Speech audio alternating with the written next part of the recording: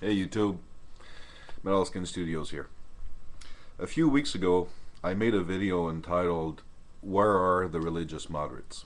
And in that video, I was, I guess, asking theists if they could provide me with where they thought the line between a moderate and an extremist was for them, where they saw that line personally, individually.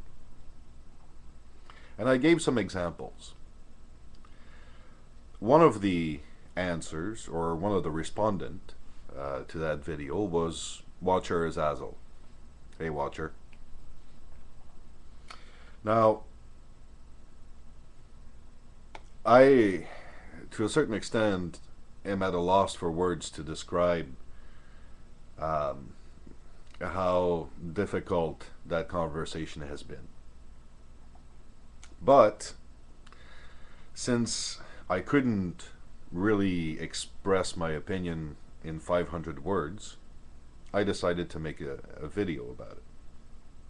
So, Watcher, I know you're watching. Um, I appreciate the fact that you've taken the time to answer my question. What I don't appreciate is you trying to strawman the living shit out of it the whole way through. Now, I'm gonna go through three aspects of your answers, and I'll explain what I mean. Let's hear you on the question that I pose initially.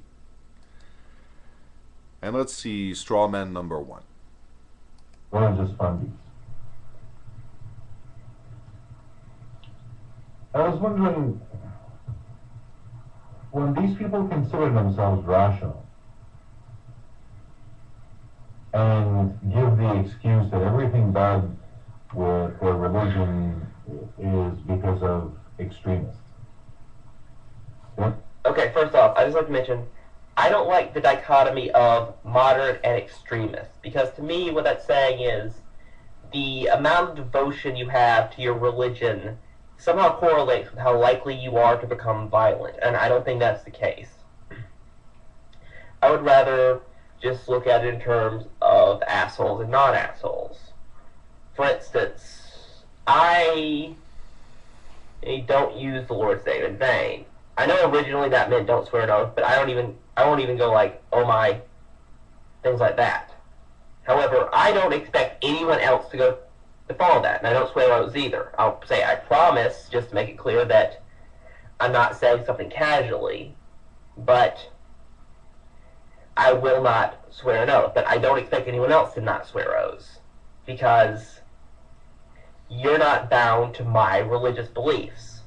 However, if someone else felt that they had the right to punch anyone who used the Lord's name in vain or swore an oath in the face, then they would be an asshole. It's not.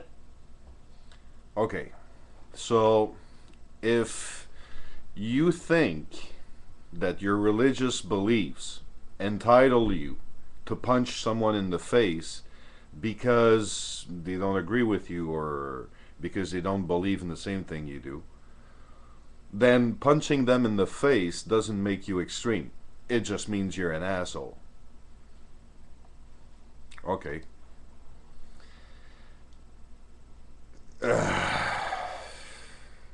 You know, when you put it this way, you offer a dichotomy yourself.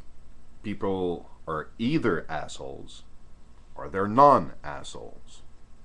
But being an asshole doesn't necessarily relate to your religious beliefs.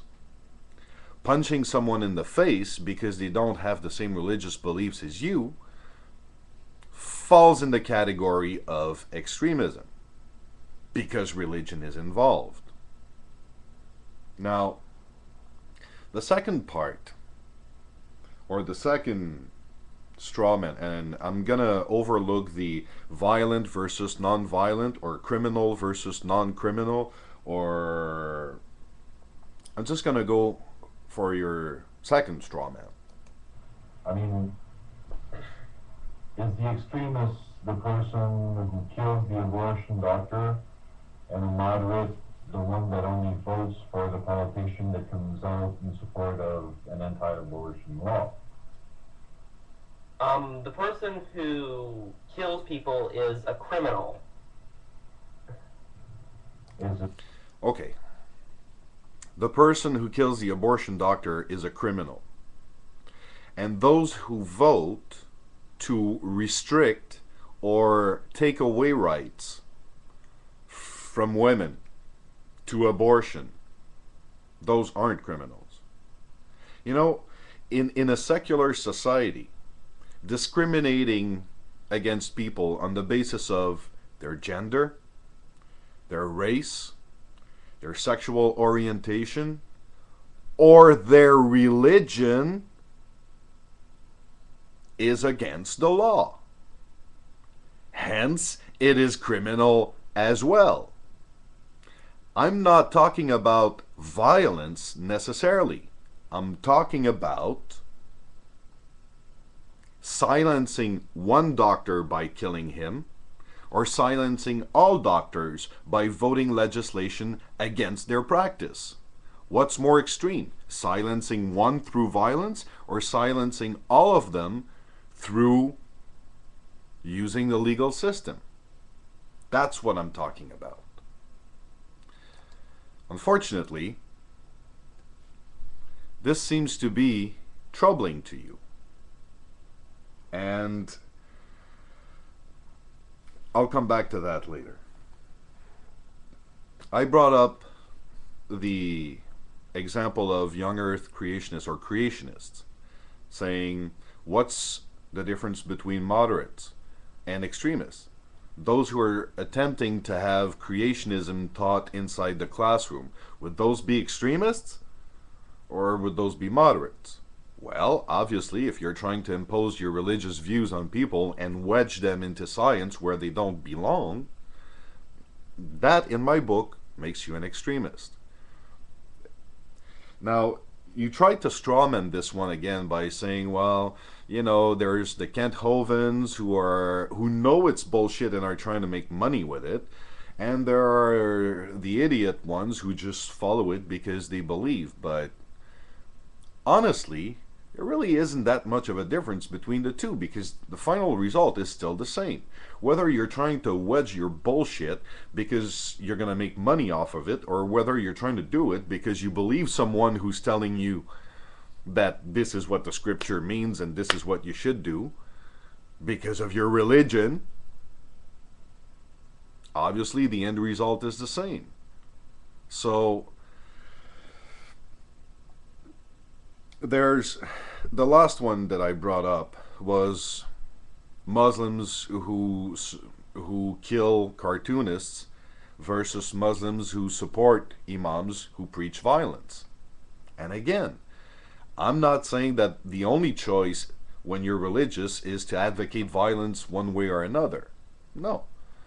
I'm just saying that you can either be the one who kills one cartoonist that did a drawing of some religious icon that you took offense to, or supporting an imam who preaches violence, who incites many to follow that route of violence.